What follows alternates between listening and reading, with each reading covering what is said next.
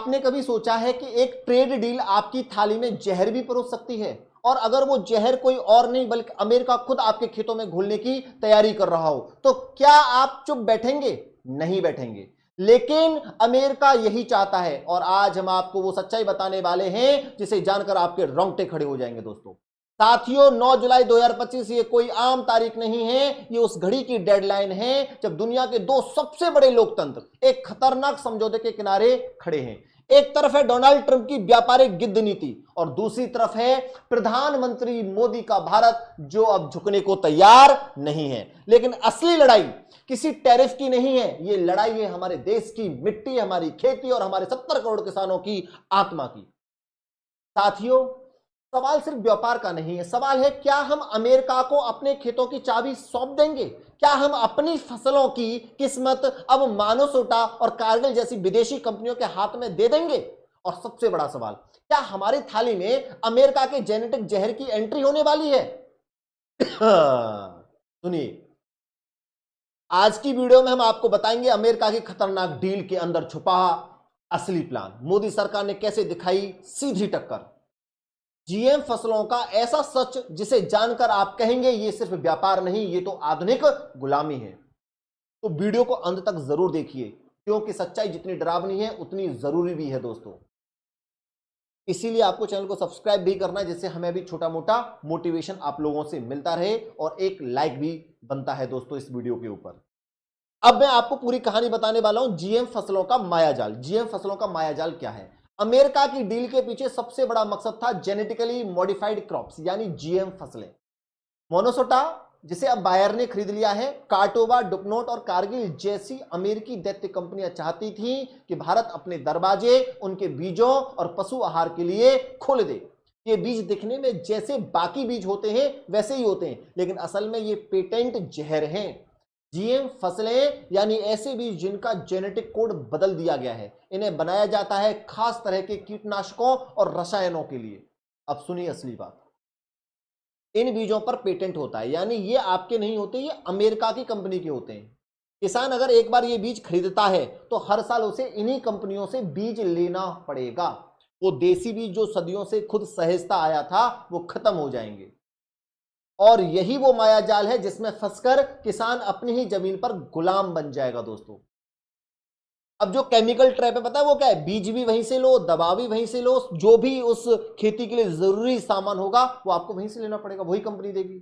GM फसलों को उगाने के लिए खास कीटनाशक और खाद्य चाहिए होती है, और मजे की बात यह है कि वो भी वही कंपनी बेचती है जिसने बीज बनाया है।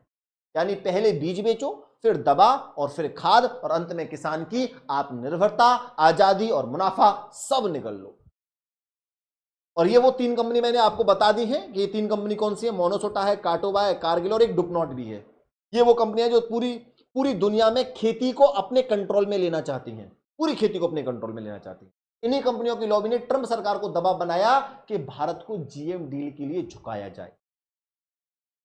किसानों के लिए तो वो बस एक लाइन थी, लेकिन मोदी के लिए वो लाल फकीर बन गई। प्रधानमंत्री मोदी ने पर्दे के पीछे ऐसी रणनीति बना दी जो अमेरिका की एक नहीं चलने दी। टीम मोदी ने साफ कहा, हमारे किसानों को गुलाम बनाने वाला हर समझौता रद्द।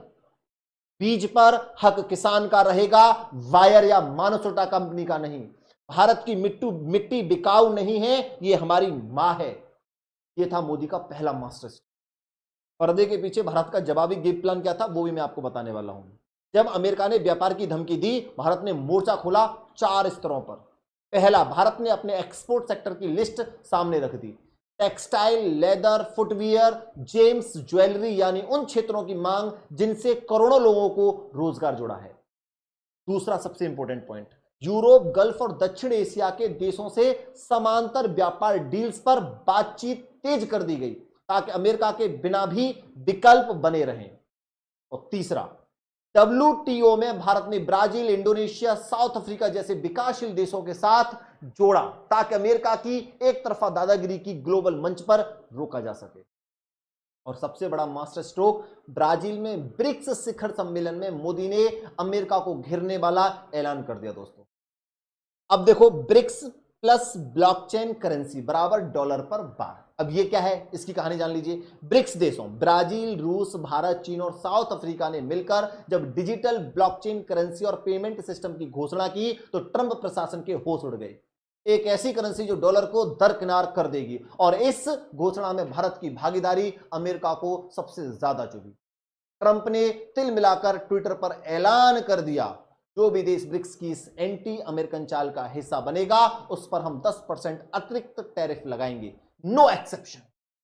लेकिन भारत ने जवाब दिया, हम अपनी विदेश नीति खुद तय करते हैं, भारत झुकेगा नहीं। अमेरिका का जाल, मोदी का प्रहार। अमेरिका ने जो जाल बिछाया था उसमें अब खुद फंसने लगा। भारत झुकता तो मानसोटा, काटोबा, कारगिल जैसी कंपनियां हमारे खेतों पर राज करती हैं, लेकिन अब अमेरिका को उल्टा मुंह देखना पड़ रहा है। और किसान, वही जो सदियों से मिट्टी से अपनी किस्मत उपजाता है, अब कह रहा है हम बीज नहीं बेचेंगे, अपना भविष्य नहीं गिरवी रखेंगे। मोदी सरकार ने यह तय कर दिया है, न कोई विदेशी बीज माफिया भारत में घुसेगा, ना ही भारत का किसान पेटेंट का गुलाम बनेगा, और अगर जरूरत पड़ी तो भारत हर मोर्चे पर जवाब देगा। नया भारत किसान की ढाल दुनिया का उदाहरण है। इस पूरे मामले में एक बात तय हो गई है, अब व्यापार सिर्फ डॉलर से नहीं सम्मान से होगा। मोदी सरकार का संदेश साफ है, खेती भारत की आत्मा है, इसे कोई सौदा नहीं निगल सकता।